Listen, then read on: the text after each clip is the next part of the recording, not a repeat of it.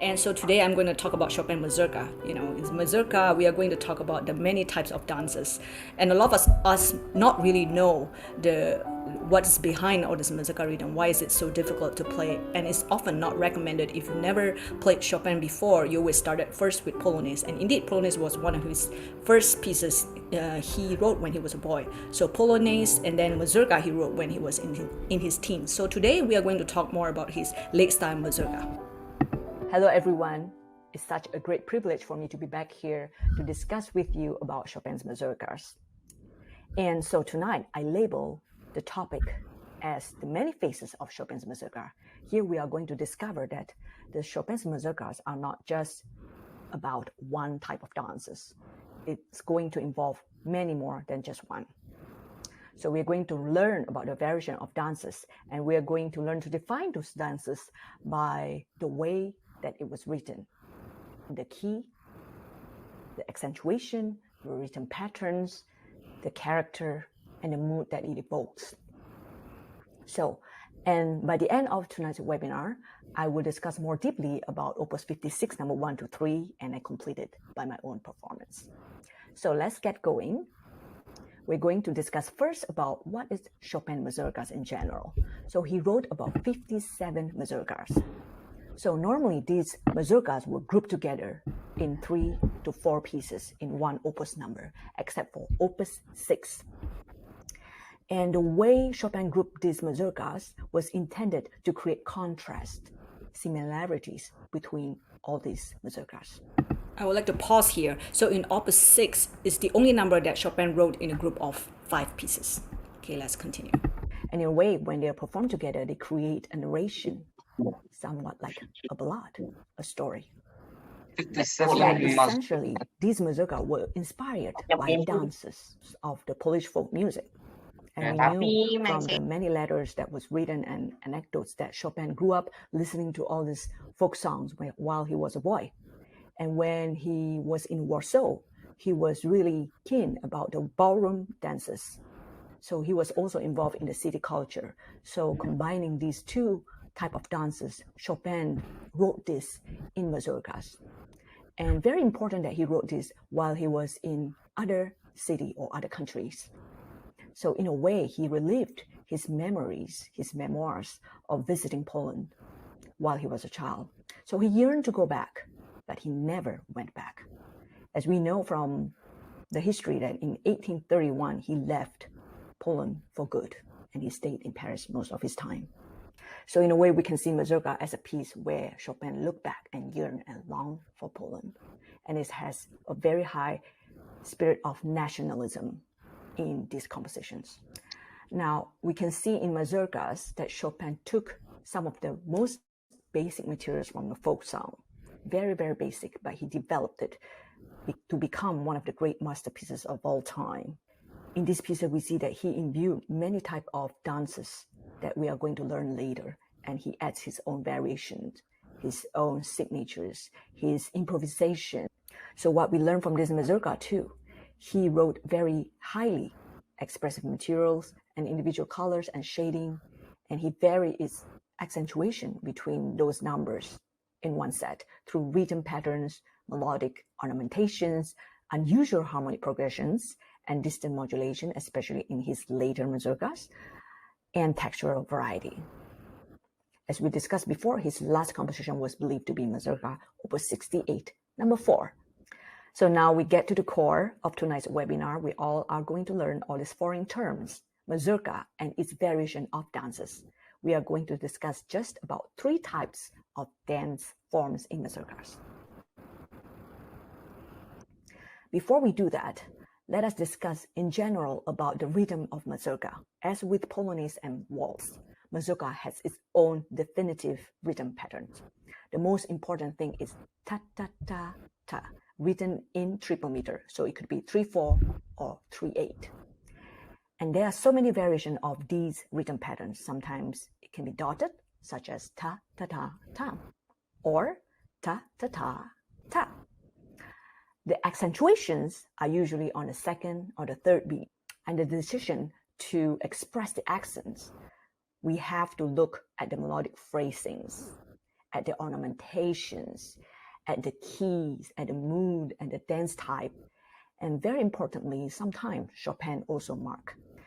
Mazurka sometimes could sound like waltz, especially when it's written in the following rhythm, ta-ta-ta-ta-ta-ta, in which it results in a faster flowing tempo. Okay, so here we come to the first type of the Mazurka dance form. The first type is called Mazur or Mazurek.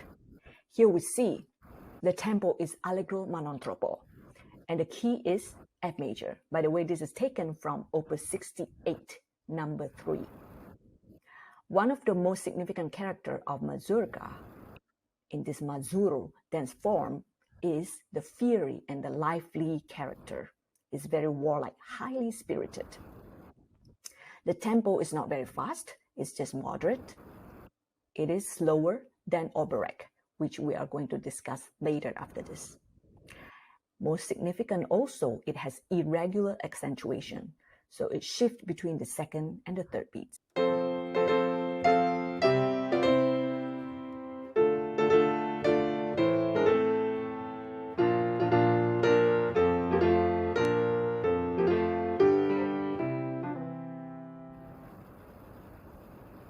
The second type is called Oberek or Obertas. Very significant here is the choice of tempo is poco più fifo.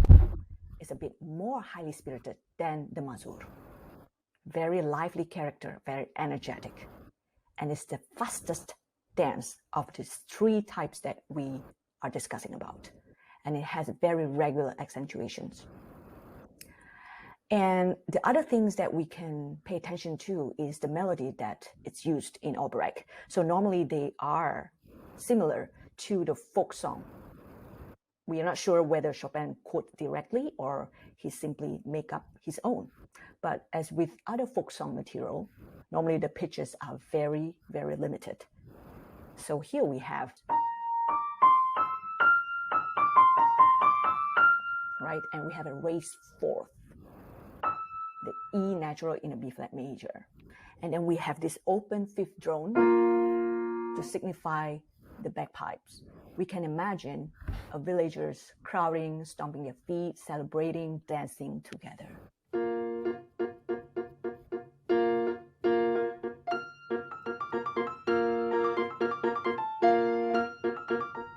Now we move on to the third type of dance form, which is called Kujawiak. Now this is a bit sad, a bit slower in minor key usually. And if you look at the tempo, it's written lento. So in fact, Kujawiak is the slowest dance of the 3. And it's the most expressive and lyrical melody. And you can see that the melody has longer phrases and it has more smooth connections and with less accentuation. It evokes nostalgic, melancholic feeling. So let's listen to this.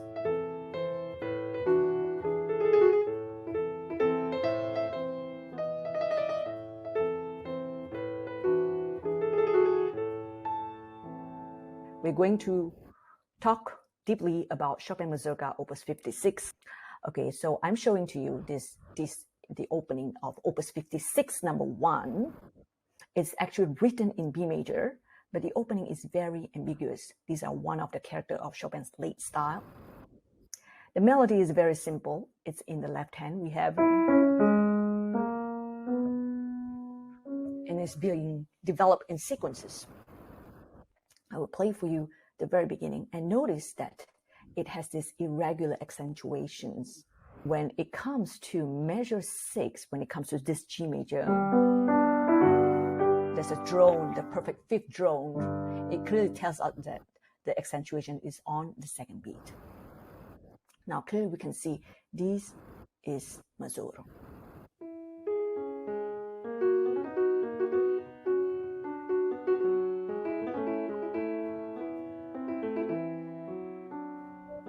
So in the very beginning, we can sense there's liveliness in the rhythm, which is characterized by these. The second measure, we have an ornament, and at the same time, the accompaniment, it has this roll third. Instead to be played together, you roll it, so very complex. But at the same time, it adds liveliness, highly spirited character to this melody. So we can tell this is Mazur. Now, next thing we see that it evolves to a very fiery and warlike, very confident, very outspoken. This is when we are taken to the key of B major.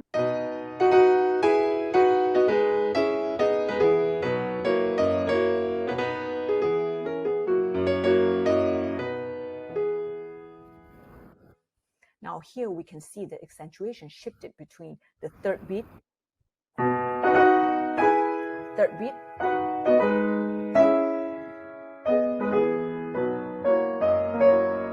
beat, second.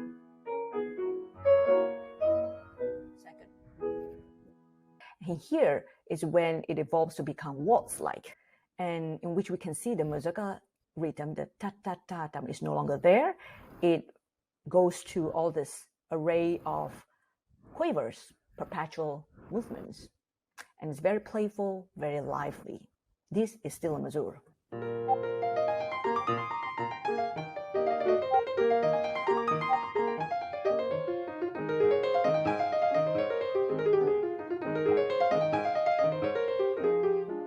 To the ending of Opus 56 number 1, very fiery ending. So this fiery ending really smoothly connects to the next numbers, which we are going to discuss in the next slide. So let me play for you the ending.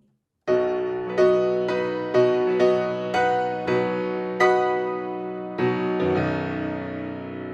that takes us to Opus 56 number 2, which is an operatic. Now, how do we know that it's an operatic? It starts with an open fifth, very simple. There's uniformity, there's the same rhythm pattern, regular accentuation. And if we look at the melody is simple, yeah? The mazurka rhythm is there, yat-da-da-da, yat-da-da-da in the melody. And we see regular accentuation, especially when Chopin wrote the modern, right? Another way that Chopin writes accentuation is also by rolling the chords, such as this one. Also on the third beat.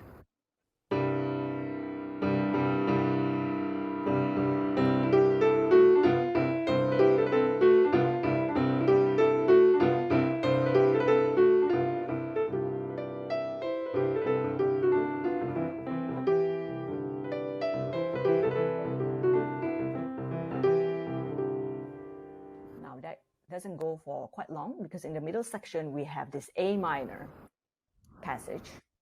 It goes to mazur.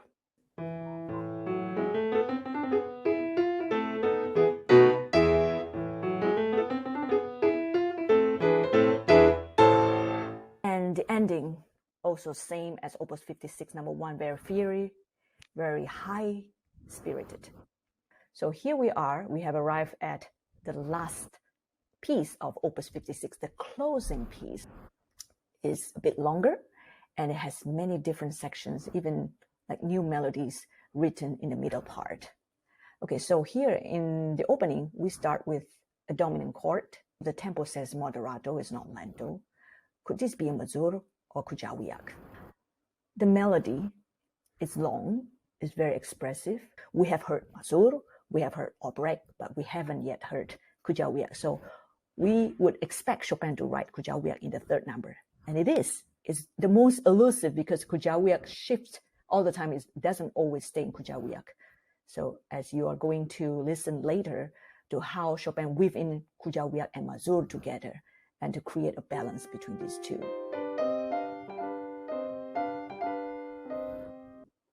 Now, this lyrical, beautiful melody is soon interrupted by this rhythmical chorus section. It starts with like a trumpet call.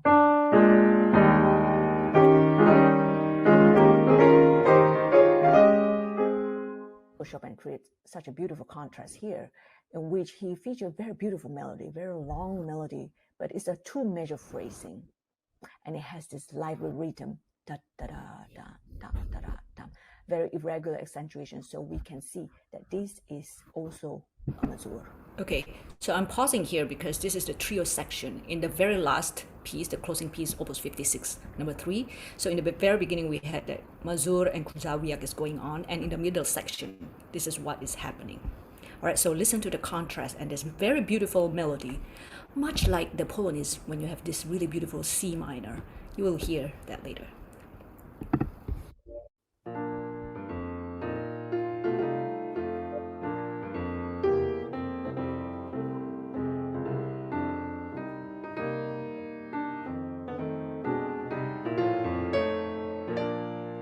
And then it is immediately followed by an aria.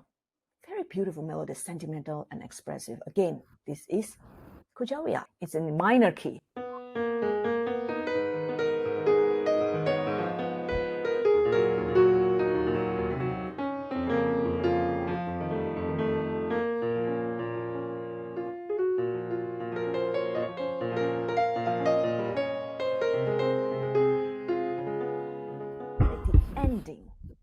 Okay, so you've just heard the A flat minor aria, right? Isn't that a lot like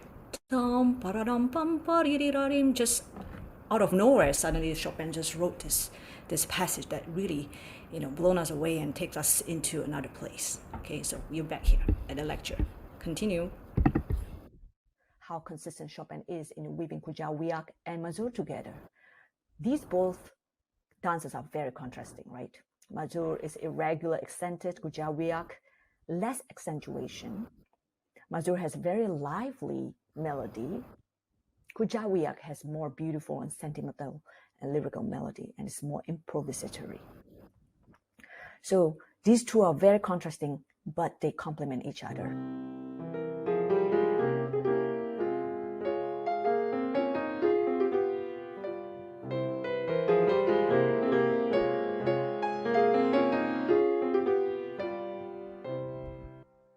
Continues with a mazur.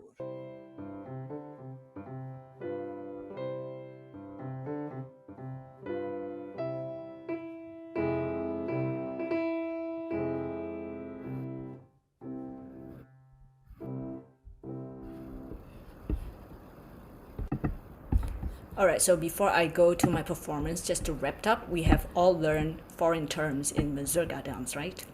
Do you still remember? The first one is Mazurek. It has irregular accentuation, right?